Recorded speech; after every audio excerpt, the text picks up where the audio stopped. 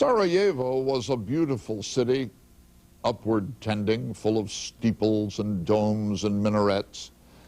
Sarajevo visibly aspired to the sky. The towers of Sarajevo mostly have been flattened now by bombs and mortar shells, and the people have fallen too, the dead on their backs as victims, and the living on their bellies, waiting. What can be left in such a city? Reason to Hope is our cover story this morning, reported by Barry Peterson.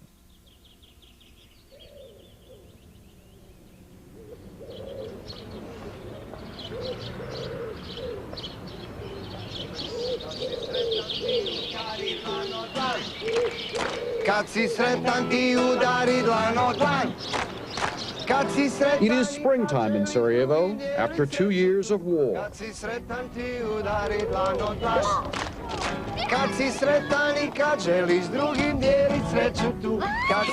The children of Sarajevo are happy, and they know it, because they know misery even better. I know so many children that never left. Not only their flats, but their shelters. I mean, the basements, the cellars. Now everybody's out.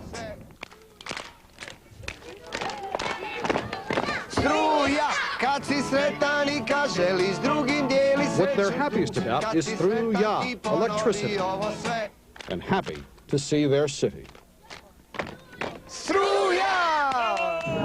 They have never seen a tram. When they see a tram, "Oh, Mommy, what is this?" Mommy say, "It's a tram, baby. It's so sorry." They still run in Sarajevo, but not from bullets or shells. Electricity is back on. Most people have water. Mail delivery has started again. The old Muslim hilltop cemetery is no longer a sniper's killing field. Healing the wounds of war begins at a downtown bridge with an unlikely name, Brotherhood and Unity. A fragile agreement between Serbs and Bosnians allows a lucky few to cross each day. Ismeta Palija was separated from her family 2 years ago when the front line sliced through the city block by block, dividing it like some sort of Berlin Wall.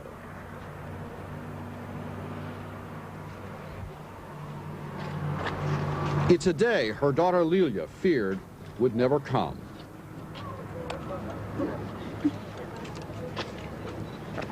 There's a surprise for her. Grandson Dima has let his hair grow. He looks like a girl, says an exasperated Lilia.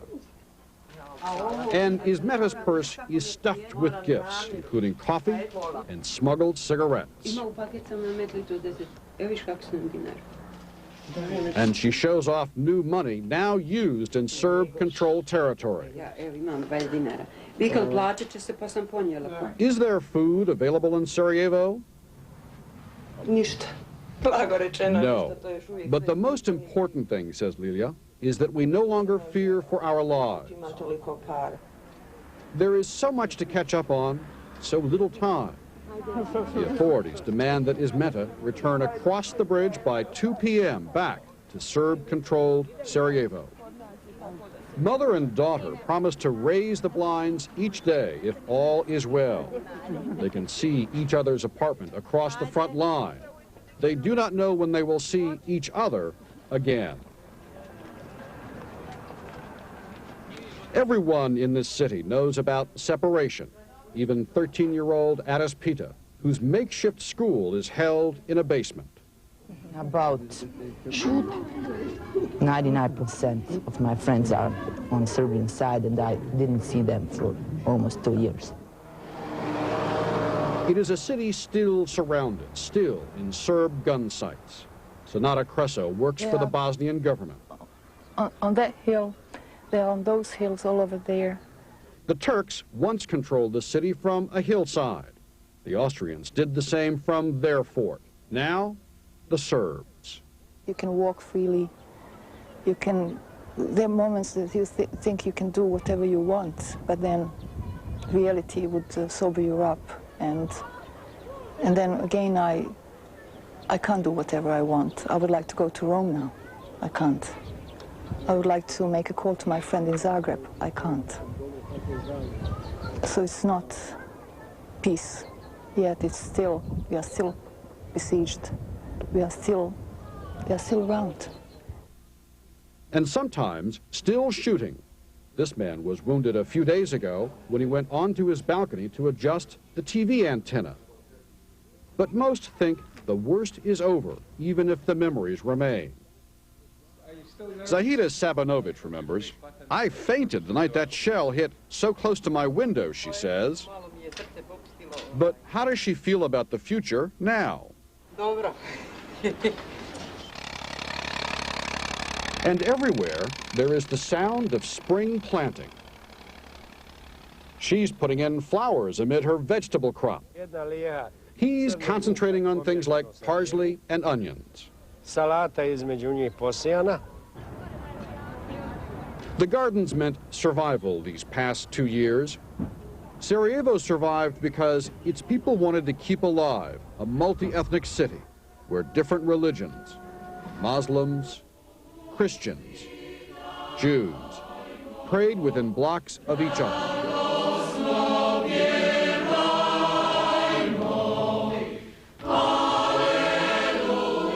Where Svetlana Griasagono could grow up in a mixed marriage, Protestant and Catholic.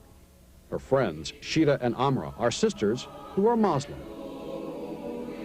38% of people in our town are from mixed marriage, as I know. The choir practices for Easter service.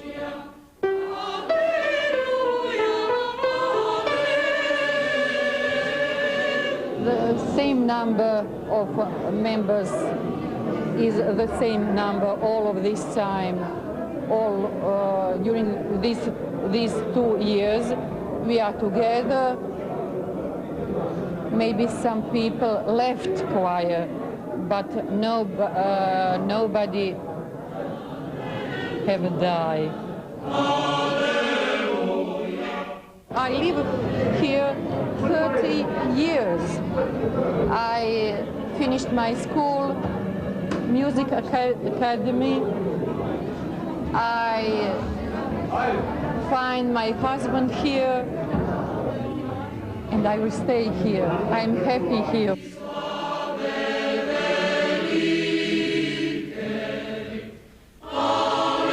The pain runs deep.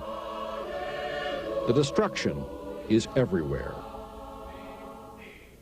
Schools, hospitals, but nowhere so thorough as the city's cultural icon, its library. Sonata Cresso. I'll never forget that day. They never stopped shelling until, you know, they were sure that it was completely destroyed. Set ablaze and destroyed. That's it. I mean, whatever is civilized, whatever is related to the culture, they hate. Sonata Cresso. She and the people of Sarajevo know this is the season of resurrection. It looks like devastated, but we'll find a way to reconstruct it, to rebuild it. If we found a way to resist and not to, you know, not to get they didn't see to drive us crazy, then we'll find ways to rebuild it. So the city will live.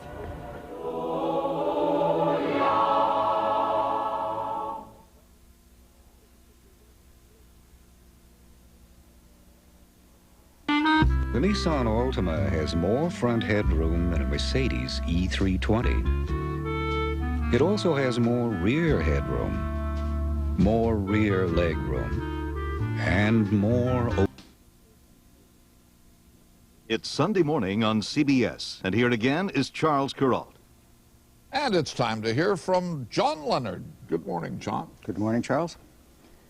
As a very young man, I volunteered to teach several nights a week in the attic of a church in the craters of a bombed-out inner city in a classroom full of children who had been discarded by the public school system, crumpled up and thrown away, as if they were defective copies in a trial run on the great social Xerox machine.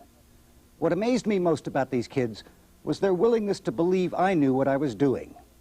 This was in the 60s, with the Peace Corps and Vista, when we made it up as we went along, before we all grew up to be go-go and greedy.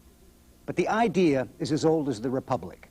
You can't afford to waste a single child, and the privileged young invest themselves, and everybody learns how little we really know about each other. It's the idea that animated Catherine Marshall's lovely novel, Christie, back in 1967. And out of that novel, they've made a television